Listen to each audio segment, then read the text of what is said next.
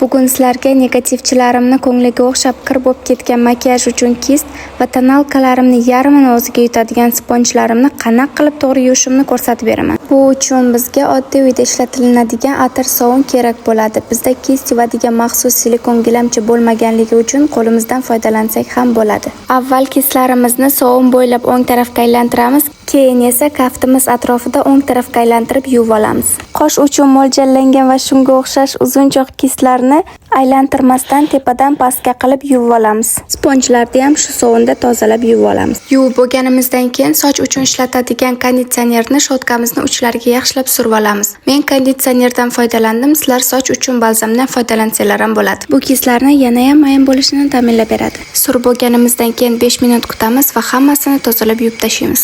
Qog'oz salfetka yordamida har bitta kistni yaxshilab artib olamiz. Artilgan kistlarni qog'oz salfetkaga yaxshilab qurib olguncha qo'yib qo'yamiz. Endi esa menga like va podpiska bosib qo'ying.